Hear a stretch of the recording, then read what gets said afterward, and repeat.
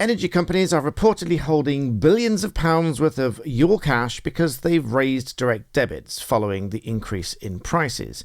But that's not the end of the matter, because Mark Wilson, as reported in The Guardian, said that he received an email from OVO telling them that he needs to get his account back on track, even though he'd built up £500 in credit, and they'd already raised his direct debit from £102 to £168. So it doesn't seem very clear how or what he's supposed to do to get his account back on track, or why it was off track in the first place. And Mark said that he said to his energy company, "How can I need to get back on track when I'm not off track? Never have been, and am never likely to leave the rails. This is bullying," Mark says. So I'm going to run through a little article that tells you, broadly speaking, how much money reportedly these energy companies are holding that belongs to you because they've increased direct debits without taking the payments. But first of all, I'd like to say a huge thank you to FlexiSpot for sending me a free standing desk for you to look at.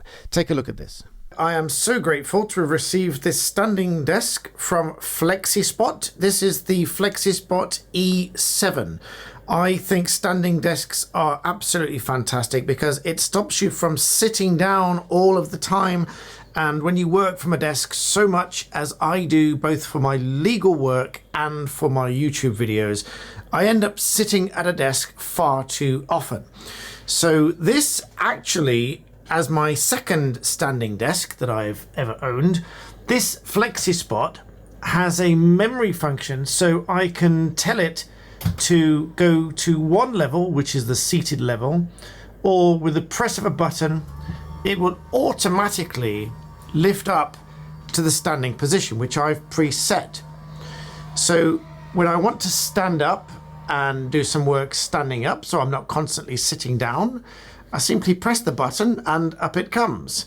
Now you'll probably see as well this section here, which is a hidden, very neat and concealed drawer for some essential items, which I will put in my iPhone charger and things like this. It's very sturdy and it's very nice, and it's concealed, very smooth drawer, which goes and disappears underneath. That which you'll probably remember from my unpacking bit of the video, where you can see under here is very neat and tidy. All of the cables are hidden away underneath this sort of trough on the bottom, which is absolutely fantastic because we hate the look of wires. So you can see just how neat and tidy this looks. I, for one, think it looks fantastic in this room to go just very neatly along with my acoustic foam around the room, which prevents all of the sound from echoing around the room. And I just think that looks fantastic. And if you want to come back to the seated position, again, you just press and down it comes all by itself. You can preset those and it's just automatic. So I frankly love it. I'd encourage you to buy it.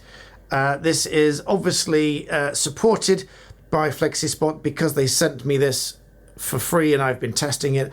But you can see I absolutely love it. It's a fantastic quality, very thick and solid, robust desk. So I wouldn't be telling you about it if I didn't really love it. They just sent it to me and said if I like it, I can do a video about it. So here it is. That's what I think. You can get up to a third off in the February end of winter sale. So check out the links in the description and in the comment below. So thank you for giving me the time to talk about this fantastic gift from FlexiSpot. This is the E7.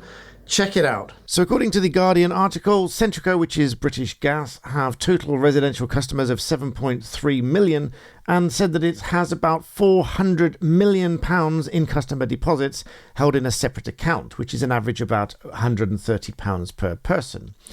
E.ON apparently have 5.6 million customers, but E.ON apparently declined to tell The Guardian what the average customer credit balance was or to say how much it held in customer credit on account. Further into the article, The Guardian says that OVO have almost 5 million customers and received an £8.9 million fine from Ofgem for communications and billing issues.